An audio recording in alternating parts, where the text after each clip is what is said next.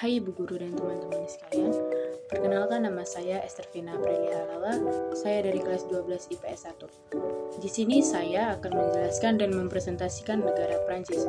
Mari saja kita lihat videonya. Negara Prancis. Negara Prancis adalah negara yang terdiri dari Prancis, Memplorita di Eropa Barat, dan beberapa wilayah serta teritori seberang laut yang terletak di benua lainnya, yang disebut juga Prancis Rantau. Di negara Prancis ini juga memiliki pemimpin yaitu Emmanuel Macron, beserta ibu kotanya adalah Paris. Prancis Metropolita ini adalah sebagai Prancis Eropa dan merupakan wilayah Republik Prancis secara geografis berada di Eropa. Prancis Metropolita ini mencakup 551,500 km persegi dan menjadi yang terbesar di antara negara-negara anggota Uni Eropa.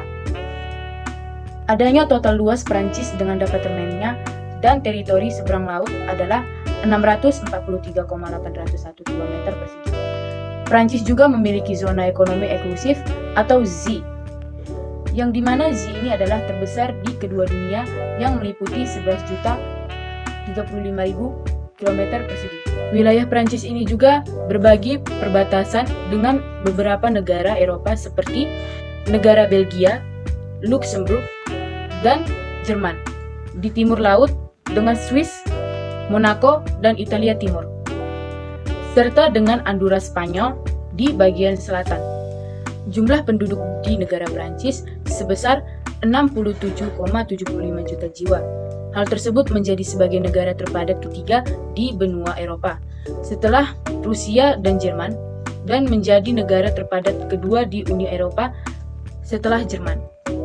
Negara Prancis ini juga adalah negara maju dengan ekonomi terbesar ke-7 di dunia dan terbesar menurut prioritas daya beli. Negara Prancis ini juga memiliki ekonomi campuran yang menggabungkan perusahaan swasta yang luas dengan perusahaan negara substansial dan interaksi. Pemerintah Prancis ini juga mempertahankan dan mempengaruhi yang cukup besar atas segmen utama sektor infrastruktur, dengan adanya kepemilikan mayoritas atas kereta api listrik, pesawat terbang, tenaga nuklir, dan telekomunikasi. Negara Prancis ini juga memiliki kinerja baik dalam peningkatan internasional di bidang pendidikan, perawatan kesehatan, harapan hidup, dan perkembangan manusia. Negara Prancis juga memiliki julukan paling umum yang digunakan untuk Prancis adalah La France, yang ada banyak sekali sejarah di balik julukan negara Prancis tersebut. Di Prancis, beberapa sektor ekonomi meraih prestasi menonjol dan diperkirakan akan dapat mendorong pertumbuhan ekonomi pada tahun 2013. Dalam hal ini, angka yang diraih industri kedingkantaraan dan antariksa amat luar biasa. Kesepakatan yang dicapai baru-baru ini oleh Arianespace dan pemerintahan Australia untuk peluncuran 2 satelit sekali lagi menjadi bukti kehandalan Prancis di bidang persatelitan.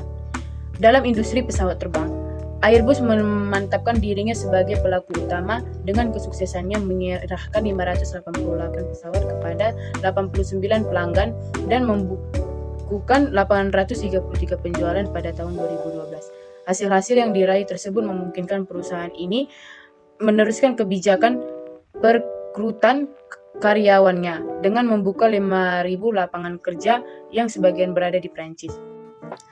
Lagu kebangsaan dari negara Prancis adalah Les Marseillaises. Mari saja kita mendengarkan lagu kebangsaan Prancis.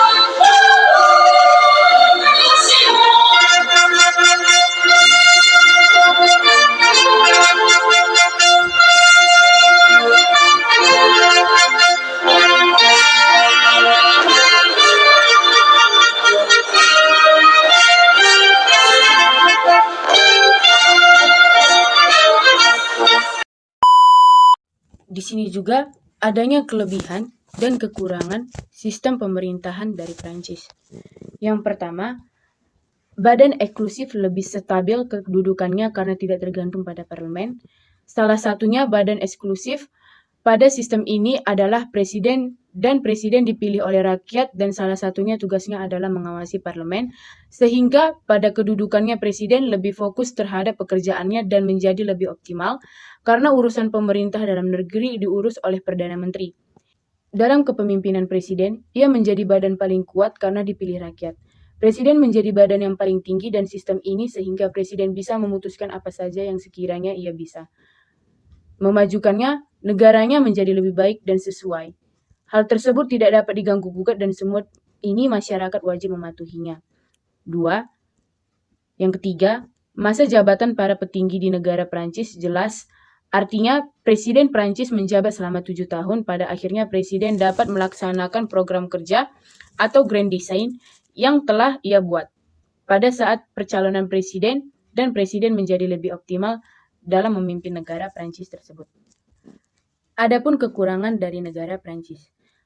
Adanya kekuasaan eksekutif, negara Prancis berada di tingkat paling tinggi sehingga tidak adanya badan yang mengawasi aktivitas dari eksklusif, bahkan kekuasaan legislatif tidak mempunyai kewenangan untuk melakukan pengawasan terhadap eksklusif sehingga yang bersifat paten dan menghasilkan kekuasaan yang mutlak.